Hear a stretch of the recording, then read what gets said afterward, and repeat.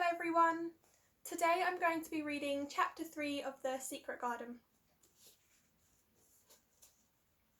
Across the moor.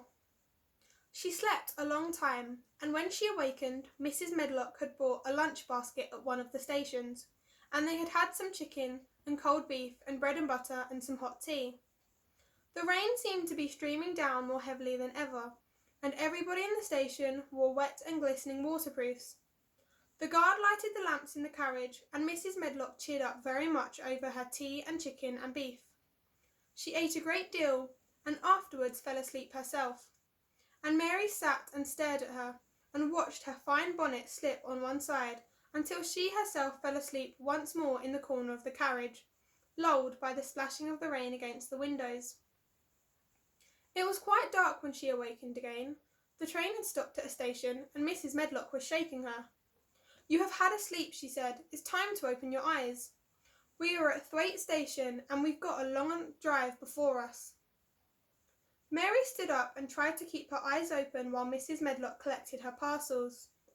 The little girl did not offer to help, because in India native servants always picked up or carried things, and it seemed quite proper that other people should wait on one. The station was a small one, and nobody but themselves seemed to be getting out of the train. The station master spoke to Mrs. Medlock in a rough, good-natured way, pronouncing his words in a queer, broad fashion, which Mary found out afterwards was Yorkshire. "I see thou's got back," he said, "and thou's brought the young un with thee." "Aye, that's her," answered Mrs. Medlock, speaking in Yorkshire herself, and jerking her head over her shoulder towards Mary. "How's the missus?" "Well enough. The carriage is waiting outside for thee." A brougham stood on the road before the little outside platform. Mary saw that it was a smart carriage, and that it was a smart footman who helped her in. His long waterproof coat, and the waterproof covering of his hat, were shining and dripping with rain, as everything else was, the burly station master included. When he shut the door, mounted the box with the coachman, and they drove off, the little girl found herself seated in a comfortably cushioned corner. But she was not inclined to go to sleep again. She sat and looked out of the window, curious to see something of the road over which she was being driven, to the queer place Mrs. Medlock had spoken of. She was not at all a timid child, and she was not exactly frightened, but she felt that there was no knowing what might happen in a house with 100 rooms, nearly all shut up, and a house standing on the edge of the moor. "What is a moor?" she suddenly said to Mrs. Medlock. "Look out of the window in about 10 minutes and you'll see," the woman answered. "We've got to drive 5 miles across Missel Moor before we get to the manor. You won't see much because it's a dark night, but you can see something." Mary asked no more questions, but waited in the darkness of her corner, keeping her eyes on the window. The carriage lamp cast rays of light a little distance ahead of them, and she caught glimpses of the things they passed. After they had left the station, they had driven through a tiny village, and she had seen whitewashed cottages and the lights of a public house.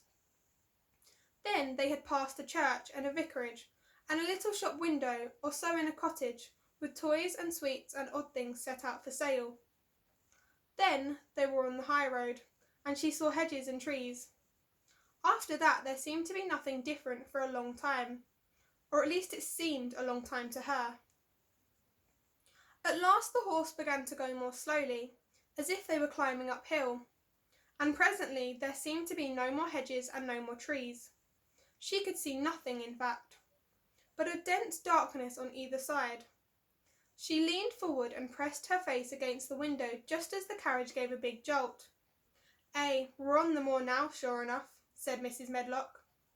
The carriage lamps shed a yellow light on a rough-looking road, which seemed to be cut through bushes and low-growing things, which ended in the great expanse of darkness apparently spread out before and around them. A wind was rising and making a singular wild, low, rushing sound. It's not the sea, is it?" said Mary, looking round at her companion. "No, not it," answered Mrs. Medlock. "Nor it isn't fields, nor mountains. It's just miles and miles and miles of wild land that nothing grows on but heathers and gorse and broom, and nothing lives on but wild ponies and sheep. I feel as if it might be the sea. If there were water on it, said Mary. It sounds like the sea just now. That's the wind blowing through the bushes, Mrs. Medlock said. It's a wild, dreary enough place to my mind, though there's plenty that likes it, particularly when the heather's in bloom. On and on they drove through the darkness, and through the rain, and though the rain stopped, the wind rushed by and whistled and made strange sounds. The road went up and down, and several times the carriage passed over a little bridge beneath which water rushed very fast with a great deal of noise. Mary felt as if the drive would never come to an end, and that the wide bleak moor was a wide expanse of black ocean, through which she was passing on a strip of dry land. I don't like it, she said to herself. I don't like it. And she pinched her thin lips more tightly together. The horses were climbing up a hilly piece of road when she first caught sight of a light. Mrs. Medlock saw it as soon as she did, and drew a long sigh of relief. I'm glad to see that bit of light twinkling, she exclaimed. It's the light in the lodge window. We shall get a good cup of tea after a bit, at all events. It was after a bit, as she said, for when the carriage passed through the dark gates, there were still 2 miles of avenue to drive through, and the trees, which nearly met overhead, made it seem as if they were driving through a long, dark vault. They drove out of the vault into a clear space and stopped before an immensely long but low-built house, which seemed to ramble round a stone court. At first Mary thought that there were no lights at all in the windows, but as she got out of the carriage she saw that one room in a corner upstairs showed a dull glow. The entrance door was a huge one, made of massive, curiously shaped panels of oak, studded with big iron nails and bound with great iron bars. It opened into an enormous hall, which was so dimly lighted that the faces in the portrait on the walls and the figures in the suits of armour made Mary feel that she did not want to look at them. As she stood on the stone floor, she looked very small, odd little bleak figure, and she felt as small and lost and odd as she looked. A neat, thin old man stood near the manservant who opened the door for them. You are to take her to her room, he said in a husky voice. He doesn't want to see her. He's going to London in the morning. Very well, Mr. Pitcher, Mrs. Medlock answered. So long as I know what's expected of me, I can manage. What's expected of you, Mrs. Medlock, Mr. Pitcher said, is that you make sure that he's not disturbed and he doesn't see what he doesn't want to see. And then Mary Lennox was led up a broad staircase and down a long corridor, and up a short flight of steps, and through another corridor and another, until a door opened in a wall, and she found herself in a room with a fire in it and a supper on a table. Mrs. Medlock said unceremoniously, Well, here you are. This room and the next are where you'll live, and you must keep to them. Don't you forget that.